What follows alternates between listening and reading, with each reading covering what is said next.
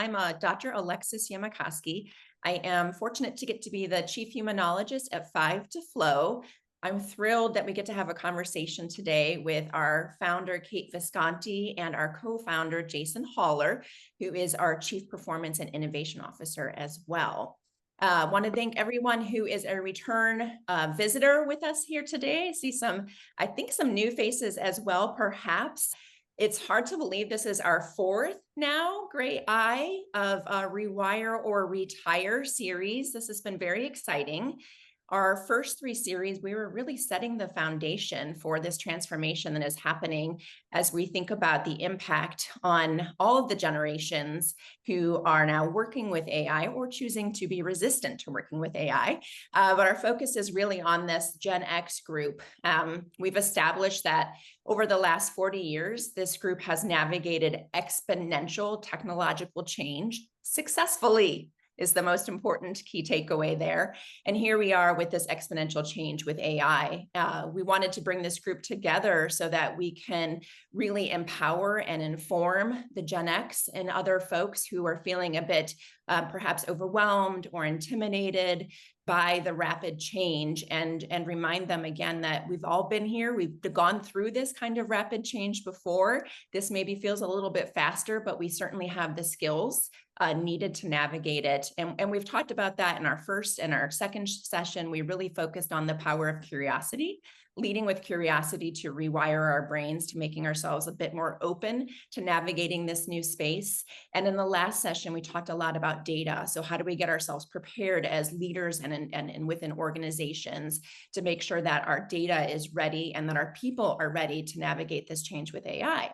So that has led us to where we are today with featuring Kate and Jason, the co-founders of 5 to Flow.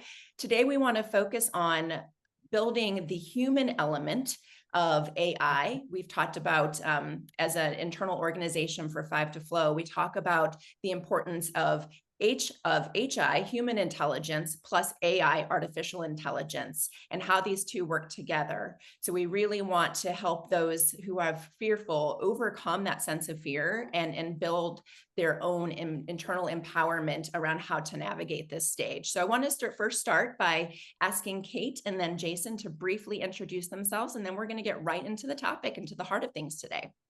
Hi, everybody. Well, thank you so much all for being here. And everyone knows me who's on. So I'm just saying hi, blasts from the past, from Blue Wolf, from Acumen, from Salesforce, from my travels. It's so nice to see you all here.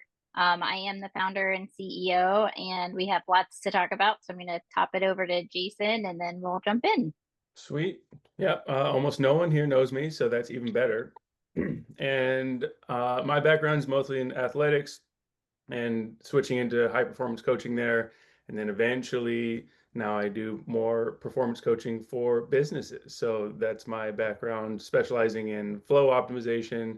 And like Kate said, we had lots to talk about, so we can get started. All right. Thanks for keeping it short and sweet for us. I think, as we're thinking about what is the overarching topic today, it's really about how do we lead with intention as humans so that humans and AI can thrive together. So how do we lead with intention as leaders so that humans and AI can thrive together? And I think that it's a big part of who we are at 5 to Flow is how do we lead with intention? For our employees at the individual, team, and organizational level. It's why 5 to Flow was founded. And so I just wanted to start us off with the founder story from Kate and Jason. If you can tell us what was the motivation for starting 5 to Flow? Well, the super short, funny answer is I was fat, sick, and nearly dead a couple of years ago, burning myself out. Um, Flying the first year I met Jason as my fitness trainer, I was on 98 flights in 1 year. And that meant no consistency with sleep, with working out, with food. My hormones were out of whack. And when we started working together, I was able to make choices for myself and realize that my health and well being and how I managed my work life balance, or whatever you want to call it, was my choice. And I just needed tools and resources, support. Almost everyone on this call was supportive of me during that transition. And as I started thinking about my over a decade in global consulting in the tech transformation industry, that every single person I interviewed to prepare for this major transformation was reporting way more issues than I need a new CRM tool. And it really got me to thinking, as I had my last bout of burnout in New Zealand in late 2019, early 2020, pre-COVID, that I needed to do something different. And that's where Jason can come in and fill in some gaps on that side. Well, I'll start with where my perspective began, which was having multiple clients like Kate over years, and uh, inevitably having the conversation about, if you really wanted to optimize your health, you probably just need to get a different job. And by the time I had said that 25 different times, I was thinking, maybe there's like a root cause here that's worth solving at some point. And, there was just stories of people, six hours of meetings in a row. And it's like, okay, well, how are you going to eat a proper lunch and do what's best for your fitness goals or your health goals if you're just staring at a screen for 6 hours and your brain's constantly switching from one context to the next, and it's stressful and you can't get any food, barely have time for bathroom breaks, always rushing. It's just a perfect recipe for burnout, not to mention the stories about poor communication or processes that the clients would tell me, where it's like, yeah, that sounds really frustrating every day. Of course, you're always on the verge of burning out and exhausted and just trying to get to the weekend, where then you drink alcohol and ruin your sleep and don't actually recover and spruce up for the next week. And the cycle continues. So there was a root cause worth solving, and there must be a better way to do things. And that's where me and Kate linked up and thought that if we could figure out what that better way was and weave it into some kind of business consulting platform, that we would really have something worth doing. And, a lot of people could benefit from it. So as an organization, we talk a lot at Five to Flow about curing organizational dis-ease, and the flip side of that being organizational wellness. So Kate, can you share with us what it means from the Five to Flow philosophy of what organizational wellness means at the individual, team, and organization level?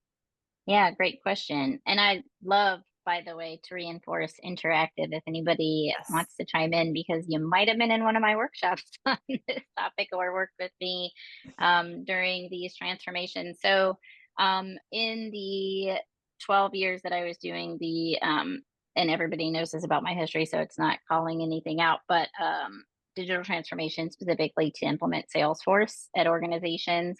And so many of the workshops were so focused on the tech without any consideration of the people, the culture, the business processes, and God forbid anyone ever set any metrics or analytics around what was going to define this to be a success. So are we just implementing a tool for the tool's sake? The worst possible example I can give is a global client whose team, when I asked what their core goals with this application was, they said, we don't know. Our CEO just saw the commercial during the Super Bowl, went and bought it, and here we are. And there were so many factors into adoption of this tool, the fear of my job now going away, and it just resonated so much recently. And now everybody's got this same fear with AI. And so the premise of this being very specific to AI now and the 5 core elements is, when we look at people, culture, process, technology, and analytics as connected, and they cannot be separate, that we have to look at those in order to truly understand in that people component how our brains function, what are our fears, what are our skills that we're leveraging, how does flow state and the burnout state impact that.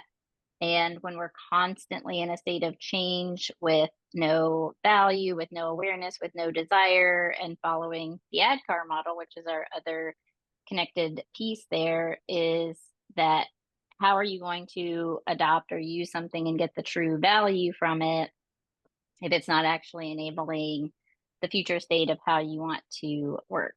So I'm sure everyone on this call has been given a tool or a resource and it just deployed in. It's like getting a cell phone where they say you can't add any apps you actually use.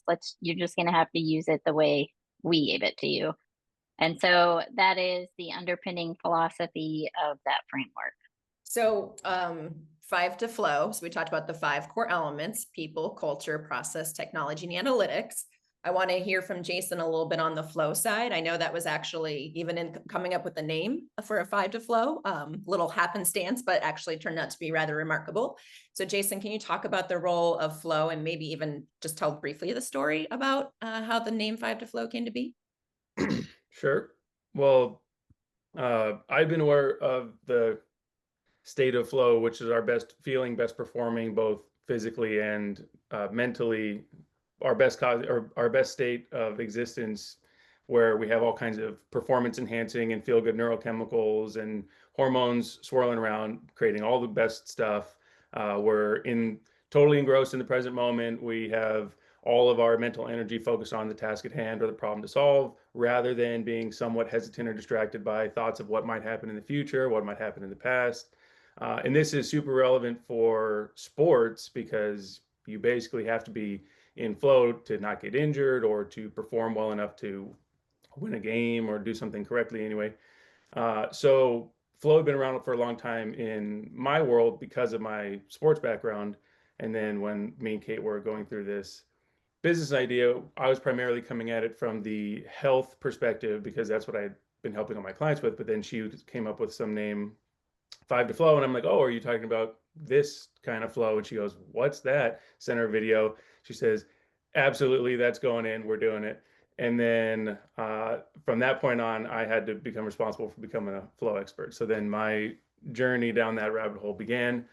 But that's been super helpful because it basically creates a scenario for a win-win in this business situation that we're in, where we're dealing with lots of burnout, and now with AI, where things are going to change rapidly. The ability to learn things quickly and adapt is super important, and our best state of learning and adaptation and innovation is flow. So it's going to be more important now than ever. And since it's our best feeling state as well, it's the perfect antidote to burnout. So not only does it allow us to absorb and synthesize all this new knowledge that's coming at us quickly, it's also going to allow us to do that without burning out. So it's it's one of the foundational pieces to our methodology. And yeah, it was just kind of a happy coincidence that it was part of the name that Kate came up with before she knew what she was even doing. And here we are 5 years later. So it seemed to be the right direction. So all great. So as we're thinking about the different foundations, something else that we've been really focusing on, as now we're moving into just talking about the integration of AI, has been the FIT model. So Kate or Jason, can one of you share with us the FIT model? And then we're going to start really getting into, more around being very intentional regarding our role as individuals and team leaders and integrating AI. Yeah, I'll kick it off, and then I'd love Jason to share. Like, we have a whole playbook on this now, but and so for everyone who's on, I'd love for you to chime in the chat or raise your hand if you want to talk about this with us. But the FIT model stands for flow plus integrated AI plus the 5 core elements. And one of our previous board members saw that acronym. We come up with new words and acronyms and things to trademark all the time. It's a little bit of the bane of the existence of our attorney, but fun no less. And so what we're really saying that as our point of view and a differentiator in the marketplace from an AI perspective, and why you're all here as we integrate it, is I really want to make sure I take all the skills I learned in tech implementations and understanding the core goal that I was talking about a few moments ago. And that whenever you make a decision to do something, it has to further enable that goal. And so in the FIT model, if the tool isn't going to further promote flow or further prevent burnout or create synergies across those 5 core elements, it's a no.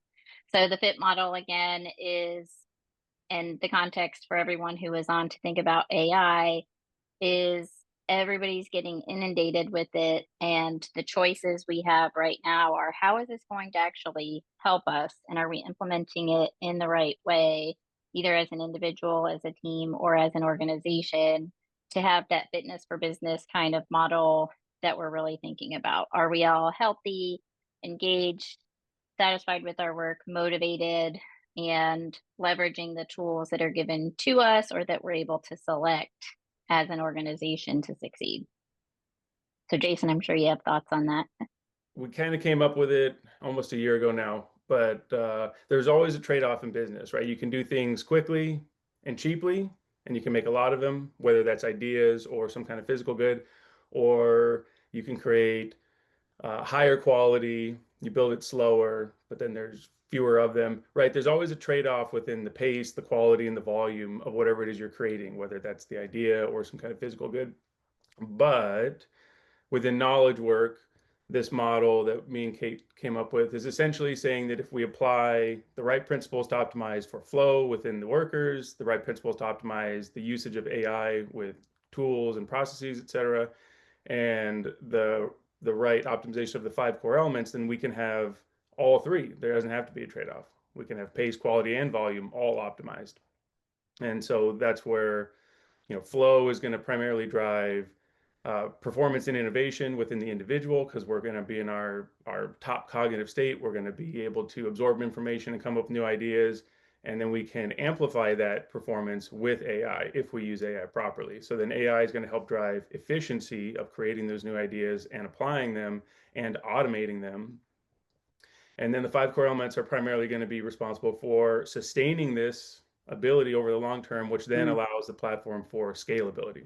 So when we have all of these factors working in conjunction, the business or the organization and the people within it are all primed for growth and innovation and success. So that's kind of the background of that model. But for this podcast, AI is one of the central pieces, but it's important that we understand that it's not just a piece by itself, that it interacts with the 5 core elements or interacts with how we optimize for flow and whatnot. Amy, I'd love to hear your question or your thought. I think there's this unbelievable tendency, and I've heard for decades, and actually just got off another call where the starting point is always that the problem is going to be solved by having some tool. Right. So we start with the tool as opposed to what's the problem. And actually on this last call, somebody came to the call thinking that his problem was a tool. And by the end of the call, he was, or I think within 10 minutes into the call, we sort of had him convinced that he didn't have the right problem. So how do you get people and I think with AI, it's really an issue because it's sort of this solution in search of problems. And people are really afraid of they're going to somehow get left behind. So they're going down that path. How do you even get people back upstream a little bit and away from even thinking that the tool is the answer? A great question. Amy, is the primary foundation of 5 to Flow, because I was running so many workshops for various tools, so not just CRM, but when we would uncover that actually the product they're selling isn't that great and the salespeople don't know how to overcome objections, and so, or maybe the product that they've got is on the decline in the market and they haven't, let's take print media versus digital media, or your biggest client is about to attrit. And so what is the actual problem? So that's the foundation of our original diagnostic, the Wellness Wave, to uncover where the core challenges actually are within the organization. And it's been a fascinating journey administering that across the last 5 years, as well as just by way of story, when I was at the first consulting firm I worked for, I was hired to run a Salesforce adoption session in San Francisco. And when I did the entire analysis across the 5 core elements manually at the time, everything that came back was literally that's the least of their problems. And I called the sponsor and I'm like, I can't run this workshop. That's not what your problem actually is. And they were like, we know, but our CEO won't let us consult on this. So can you just run the workshop? And then surprise. So I did. And the CEO called me into his office and he said, weren't you supposed to run some kind of Salesforce adoption session? And I said, yeah. And he goes, well, what the hell was that? And I was like, what you actually needed? And he said, oh, thank you so much for doing that. That was awesome. What do we do now? And yeah, so and I think the thing is, yeah, the tech solutions companies perpetuate this. And not to pick on Salesforce, but I will, since I was on the receiving end of Salesforce implementation, my last corporate role. Their goal is to shove the tool in and get the contracts on. Right. I mean, I hate to say it, but that's at least what I experienced. And focusing on the 5 core elements can be perceived in the process of getting the tool in, which the board has approved and the CEO thinks they want, those become obstacles. Like you're becoming an impediment, where actually you need to address those things to ever get a business case realized on that implementation. So it's just very interesting, but I think it's a really pervasive issues, and the way tech solution providers sell kind of perpetuates it, at least from my experience. I agree on pretty much every tech company I've done consulting for. And I think that, to your point, that's their business model. And that's the interesting part of having a really good consulting partner ecosystem, and where some consulting firms, I think, really fall flat, where they just take that and run with it and allow the wrong problem to continue to be solved, and millions of dollars into this project, you now realize that wasn't even what, and that came up actually on our last webinar, right, Brooke? You posted that one from Val. And so the interesting thing is, when you can get in at the upfront side of that and help CIOs make better selections, and there's always a build versus buy, there's which tool is the best for you, and is it really even a tool issue, or can you rehab what you currently have and find the value in the business outcomes? And so that's literally our POV with AI, is like, unless it's going to further promote flow or prevent burnout, it's not a tool you need, because this is the problem you have right now.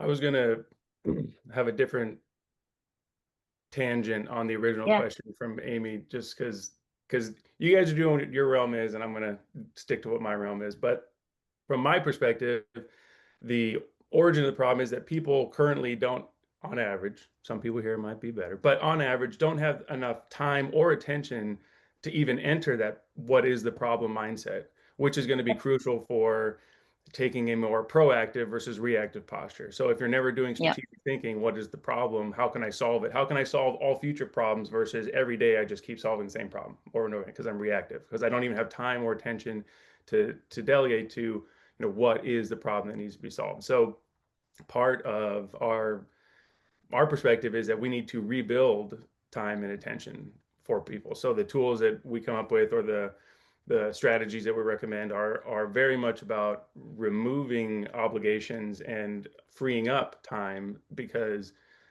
things like Google's 20% time is where some of the most lucrative and innovative ideas come from. It's when you're not having anything specific to do, when your brain is actually freed up to be creative and come up with something. It seeks out the problem that it wants to solve and solves it in the most creative and effective way. But that's where I start, is we just don't have time and attention anymore. Just think about how many emails you get per day, and like on average, how much time and attention you give to each email. Do you even read every email? Do you just skim them? Just enough to know whether you can delete it or not. And then it ends up that 90% need to be deleted. But that just takes up time. And then the emails that actually deserve our attention get less attention than they deserve, because it's diluted amongst all this other stuff. So that's a problem for a company if you're paying people to spend time checking email for 40% of their work week versus doing what you actually signed a contract with them to pay them to do.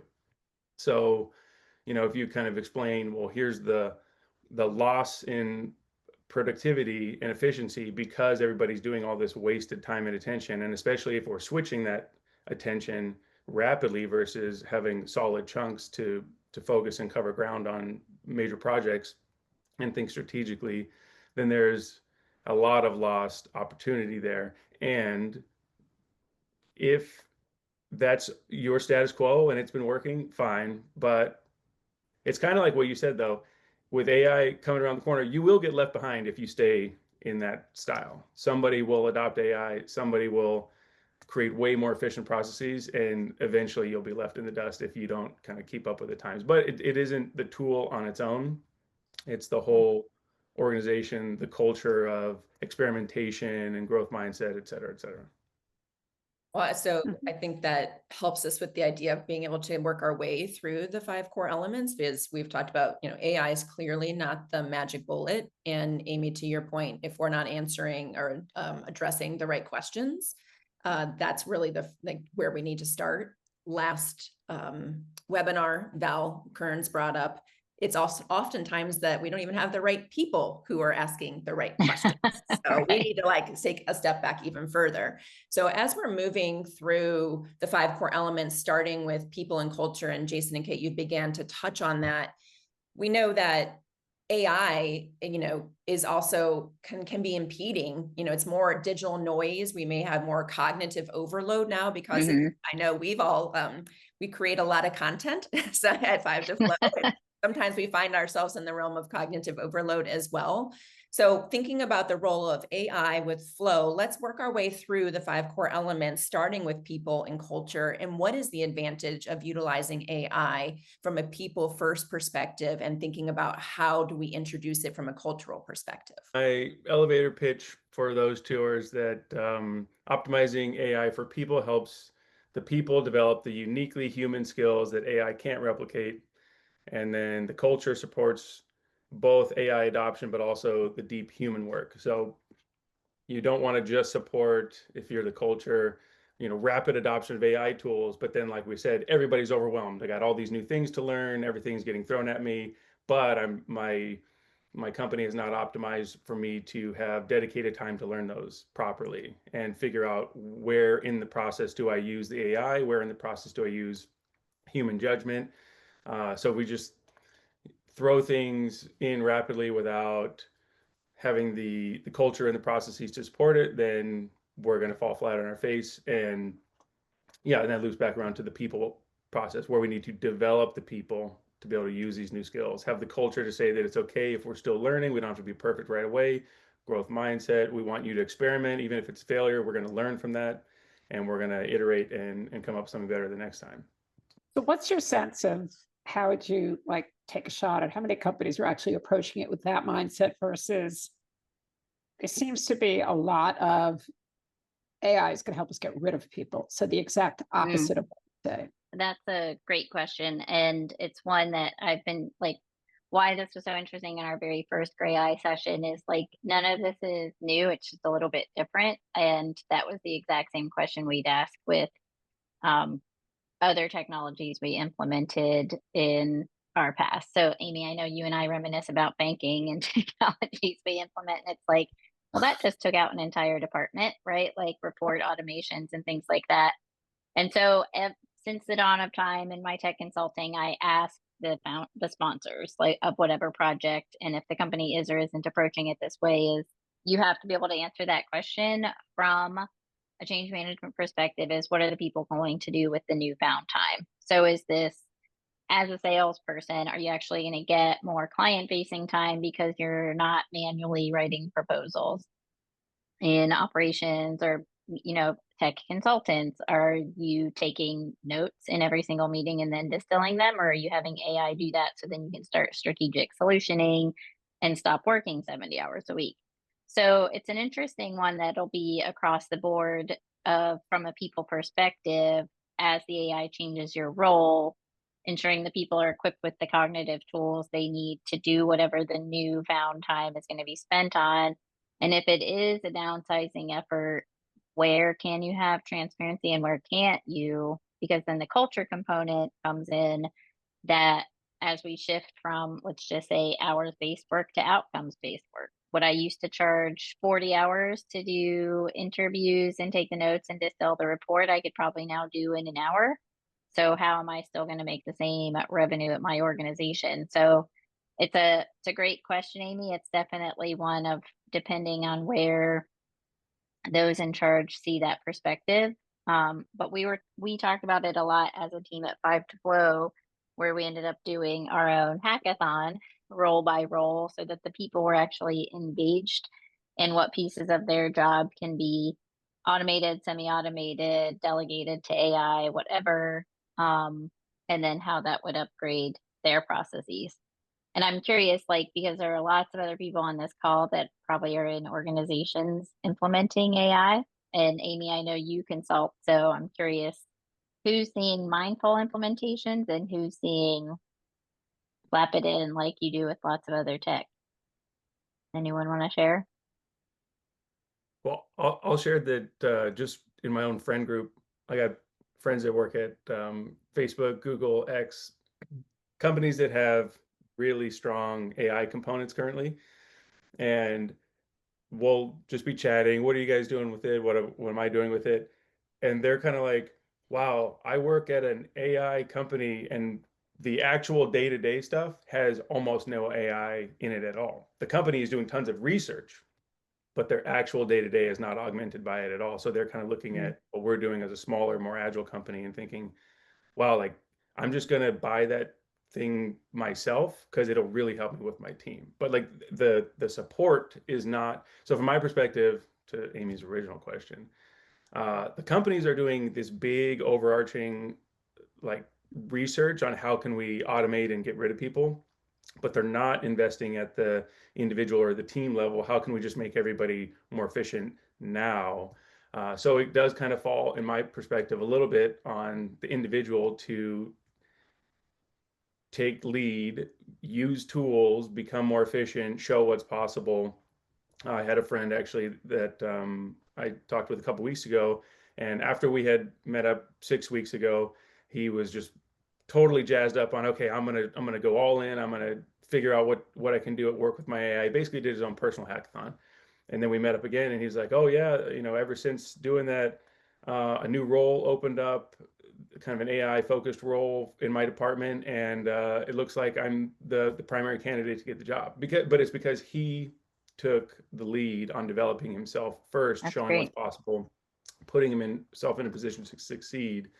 So for people in companies where they're not getting the support, but the company does have the long-term plans, there's probably a lot more responsibility on the individual to develop themselves and their skills in this realm, because they're likely not part of the long-term development plans of that company. I think that's right. And I was just looking at some data yesterday that suggested that like 3/4 of employees want the retraining, but they perceive only, there's a perception that only 40% of employers are willing to provide retraining. So it's a 34-point gap on fairly recent data between what people Right. are hoping for and how companies are delivering. So you have to do it yourself. Yeah, addressing that skills gap from a culture perspective seems to be a pretty big miss right now.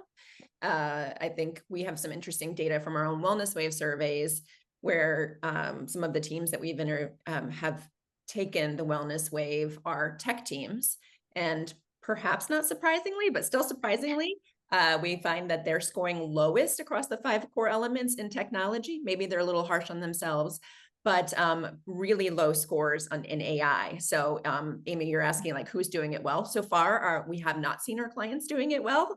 And we're glad that we can identify that as an opportunity. And we're talking to the right folks internally to help them identify the right strategies to get people, upskilled here and to make sure that they are, introducing training as first and foremost. Ryan, I thought maybe you were gonna come off mute there. Yeah, this is really salient from this. So, hi everybody, my name is Ryan Denner. So I work in tech, and the company I work for, we're still trying to figure out what is our AI strategy, both from a technology development, but then also from a product development perspective. And so I started the conversation. So I lead 9 teams worldwide, software engineering teams. So I started a conversation with the teams last quarter. And I said, well, if you spent any time looking at the news, AI is a thing. So tell me about what adoption has been like within your teams, because there's been no formal ask. And so some teams were like, yeah, we've been kind of experimenting with it. And some people were like, well, we're kind of too buried with work to even think about it. And so I said, okay, so in between Q2 and Q3, we actually have a 2-week window to do actual innovation and planning. So I'm going to ask you all to take 2 weeks for at least half your team to do a spike on how we can leverage AI, specifically GitHub Copilot. And I said, I'm not going to give you any real guardrails beyond, I want you to figure out how we can leverage AI to develop better software better. So to develop higher quality software in a better manner. So, faster, because most software engineers want to move fast. not too fast, but fast. And so, I kind of underpinned it with, this is backing up having a culture of continuous improvement, having the autonomy to go learn new innovative things. I mean, we are an engineering organization after all. And so the guardrails were really develop trust with it, figure out how we can leverage it as part of continuous improvement. And you guys have the autonomy to go figure it out yourself. And then we're going to have a debrief in early July. And so we had the debrief last week. And basically, the feedback from all the teams was, thank you, Ryan, for prioritizing this innovation thing for us instead of just constantly working on product features. Here's all the learnings. And then so what we took is we took all the learnings from 9 teams, and then we're actually propagating that among the entire group so that we can actually have a 1 + 1 is greater than 2 type of effect across all 9 teams. So definitely didn't frame it in terms of threatening, more of just kind of a internal empowerment to go learn some innovation. Yeah, it was a cool experience. That is very cool. It seems it's similar to the mindset we had with the hackathon at 5 to Flow, but maybe we need to take 2 weeks again, Kate and Jason, and see where we can get 6 months later, because so much has changed so quickly. I was thinking, Ryan, as you were talking about the internal empowerment, I think one of the things that we find that our clients struggle with is recognizing how important the employee experience is, because they're often jumping to the customer client experience and improving the productization experience for them, but leaving behind the employee experience, no matter AI or anything.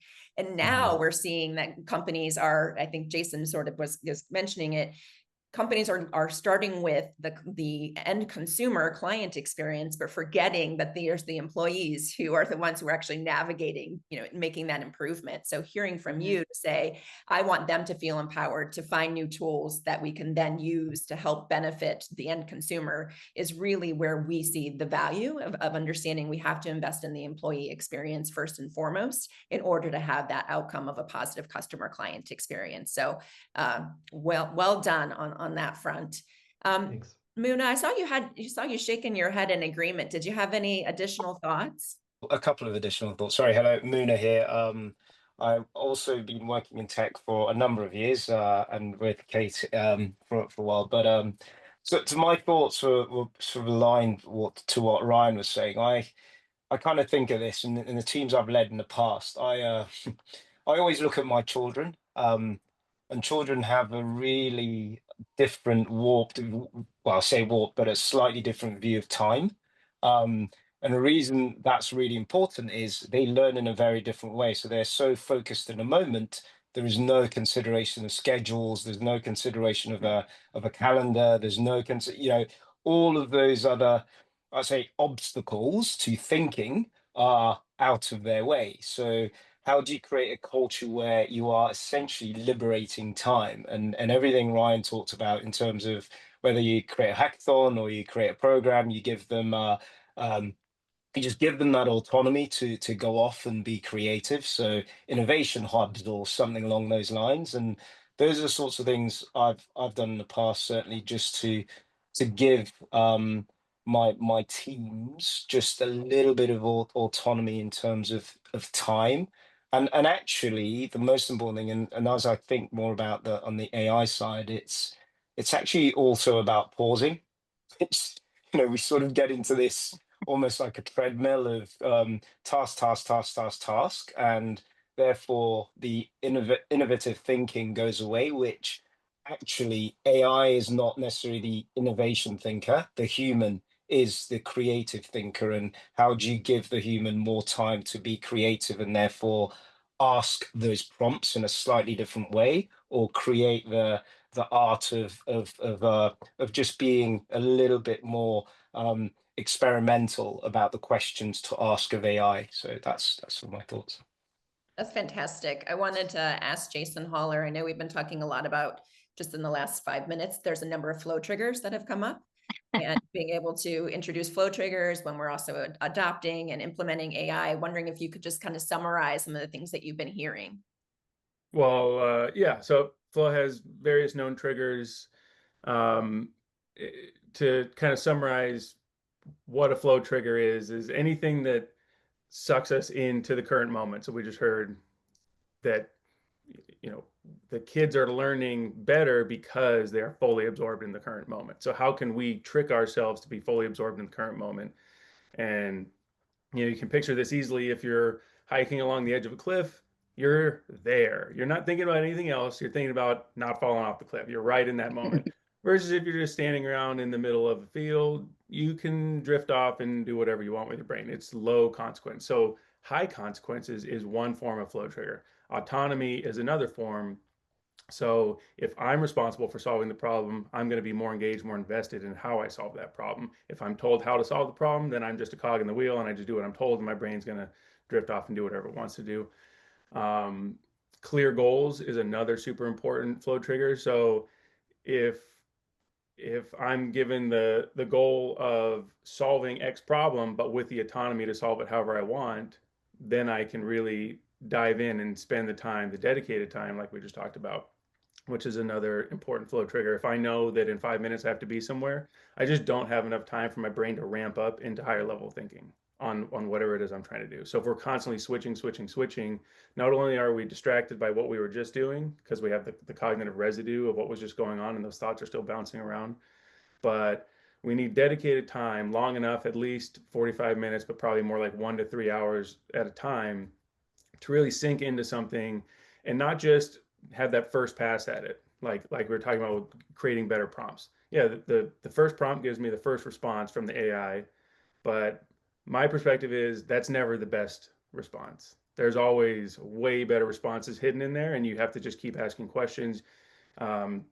which we talked about on the Curiosity podcast here, where that's already hacking us into flow because we're more engaged because we're looking for what we're curious about. We're asking the next question, how can I make this better? But having the perspective going in of whatever the first iteration is not going to be the final iteration. And but it takes time to sit there and have multiple iterations. And what AI is good at is allowing you to go through multiple iterations in one sitting versus a previous style of process where I might come up with the first iteration and I got to wait a week or 2 weeks or a month before other people on the team chime in with their feedback, and then I get around to the second iteration. But I've lost momentum by then. Other things have come up that are more important. But this time I can go through 10 iterations in a 2.5 hour block. And by the time I turn something in or show it to somebody else, it's already really buttoned up and dialed in. So the speed of innovation can really ramp up because of how quickly we can iterate. But if you don't have 3 hours to sit down and focus on something with a clear goal and the autonomy to figure it out the way that you want, you're likely just in that reactive posture where you're just jumping from task to task to task and trying to survive the day.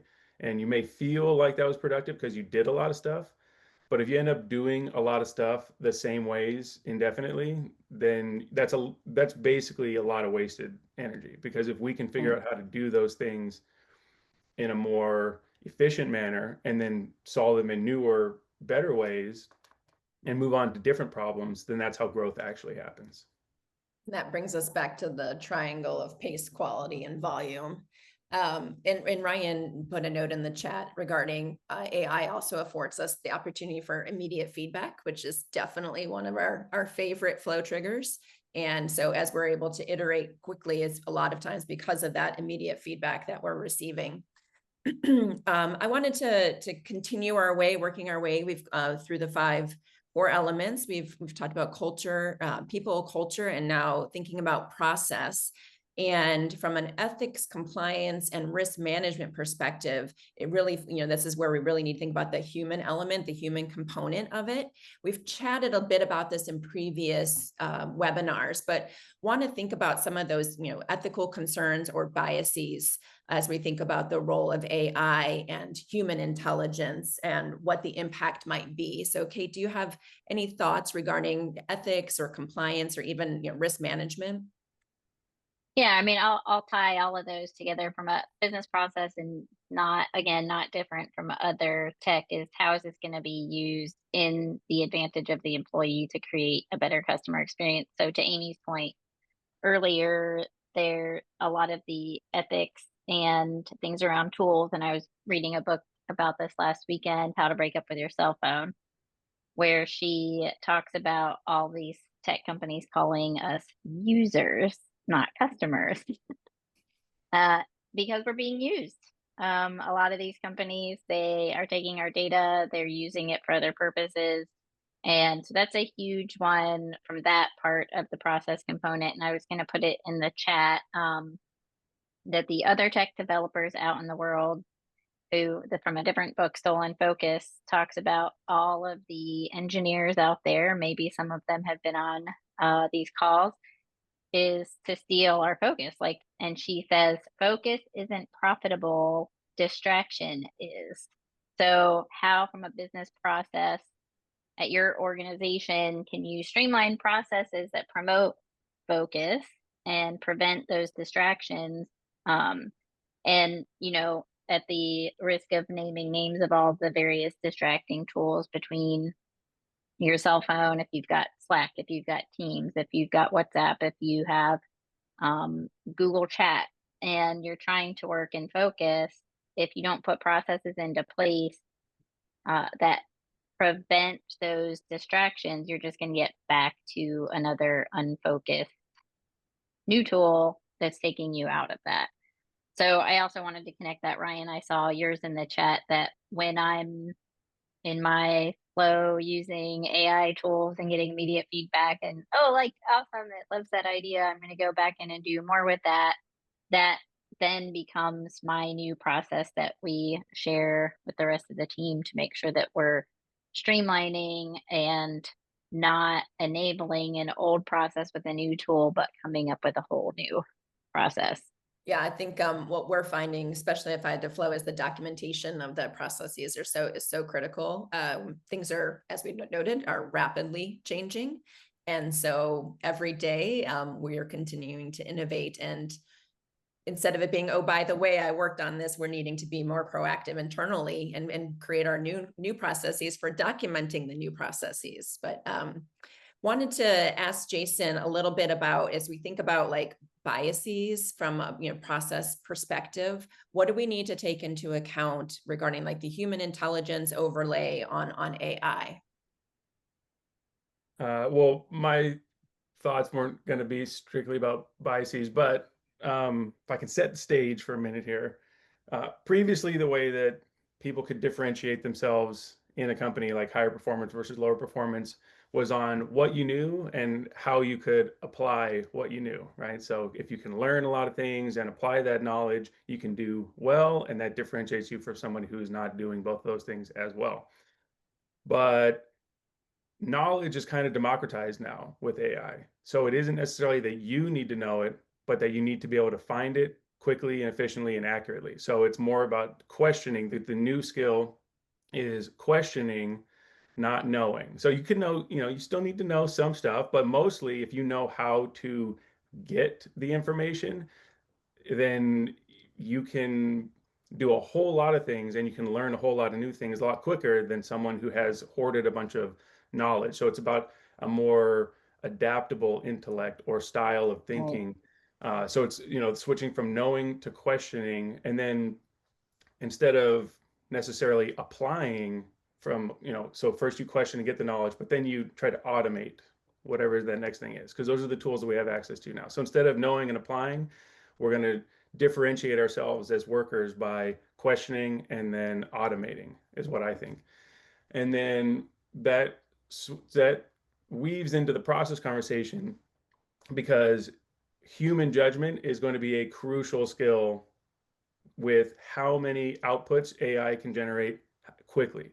So with the infinite number of options that it can throw at you, you need to be able to discern, what actually makes sense for the purpose, for the audience that it's targeted at, for whatever the specific context is that my brain has total awareness of, but it would take me hours to input into the AI so that it could help me with that decision. So the human discernment part of the process is going to be crucial, and the skill of that human judgment is really critical for us as the people within the process to raise our game on, right? So instead of having 2 or 3 options, we now have 20 or 30 options. Well, how do we distill those into what's the most appropriate for our specific situation?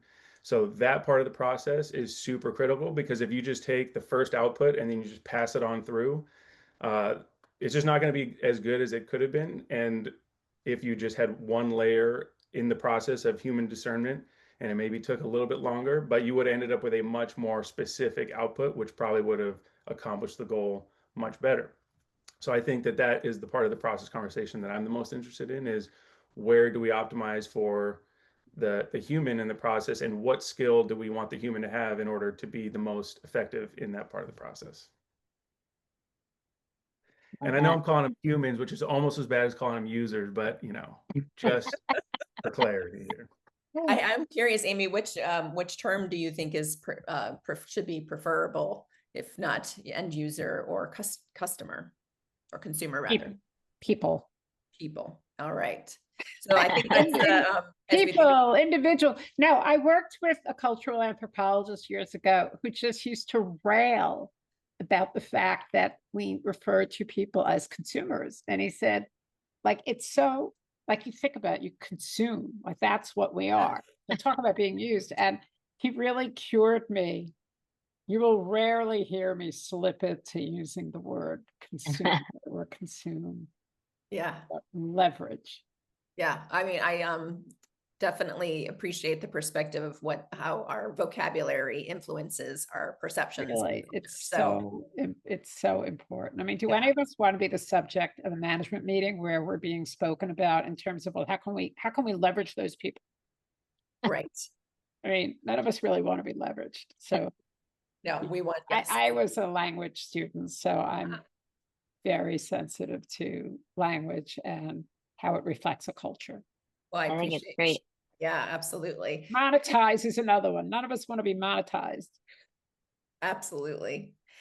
So we are just coming up to 5 minutes before, and wanted to bring it home. I think we've been working our way through the 5 core elements. We've been dabbling a bit into talking about technology and analytics. So I think we've definitely have weaved the information into and across all 5 of the core elements. So wanted to end with one final piece of advice from Kate and Jason for leaders who are looking to adopt AI and who have the right mindset that they want to actually enhance the well-being of their people and improve the overall experience for all. So what are some of the things that you would, if we had our leaders sitting in front of us now, what do we want to share with them as we're thinking about their beginning of the adoption for their organization and for their teams? Jason, you want to go first? Not necessarily. Okay. But all right. Well, I mean,